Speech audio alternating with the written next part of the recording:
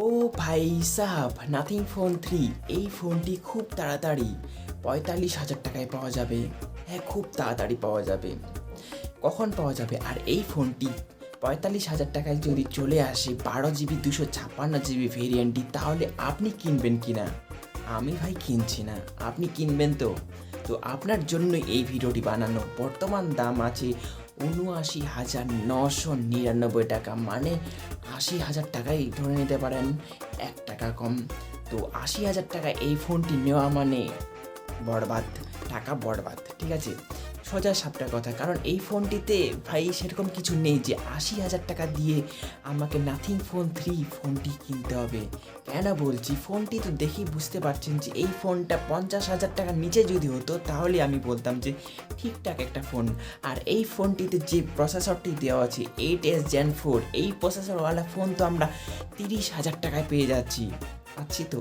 iQOO Neo 10 এই ফোনটি তো ৩০,০০০ টাকায় পাওয়া যাচ্ছে বেস্ট ভেরিয়েন্টটি। তাহলে এই ফোনটিতে তো আছে 8S Gen 4, তাহলে এই প্রসেসরওয়ালা ফোনটি ছেড়ে আমরা কেন ৮০,০০০ টাকা দিয়ে কিনবো? আর ৮০,০০০ টাকা দিয়েও কিনে আমরা এই প্রসেসরটাই পাচ্ছি। ৩০,০০০ টাকা দামের যে প্রসেসরটা দেওয়া আছে সেই প্রসেসরওয়ালাতেও আমরা পেয়ে যাচ্ছি।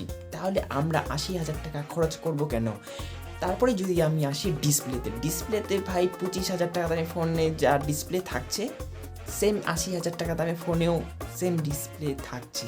তাহলে আমরা ৮০,০০০ টাকা খরচ করব কেন? ঠিক আছে, অনেকেই বলবে ভাই ডিজাইনটা অনেকেরই পছন্দ হবে, অনেকেরই ভালো লাগবে না।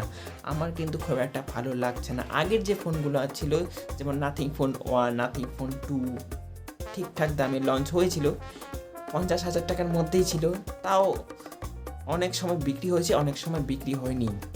কিন্তু এই ফোনটা একবারে অন্য লেভেলের, ঠিক আছে? দামটা একদম মেনে নেওয়া যাচ্ছে না। ৮০,০০০ টাকা দিয়ে ভাই এরকম লুক, এরকম ডিজাইন দিয়ে কেউ কিনবে?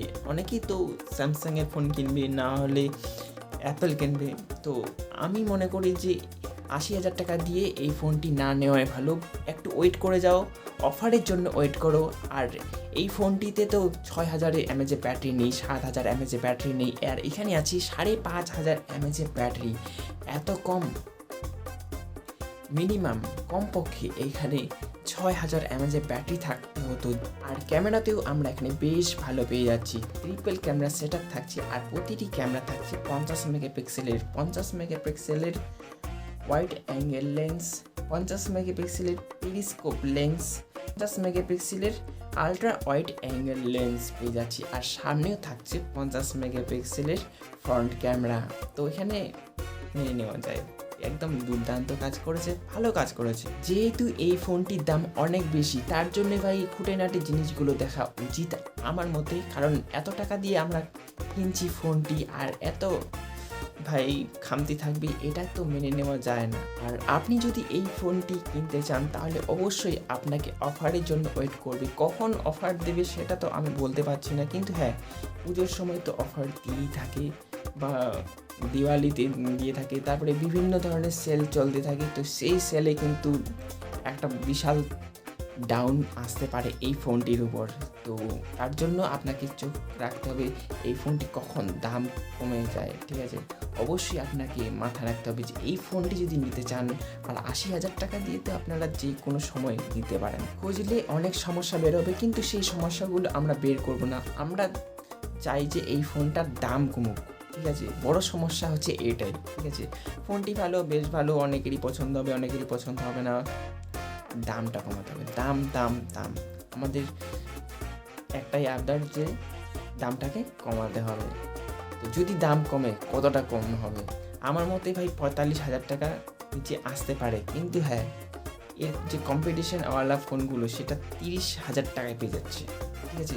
৩০,০০০ টাকা খরচ করলেই আপনারা এই লেভেলের আপনারা প্রসেসর, এই লেভেলের ডিসপ্লে সব কিছু পেয়ে যাচ্ছেন। ব্যাস, আজকে এইটুকুই ছিল। কেমন লাগলো? আর এই ফোনটি যদি আপনি নিতে চান অবশ্যই ওয়েট করবেন। দেখা হবে নেক্সট ভিডিওতে। আজকের মতন টাটা।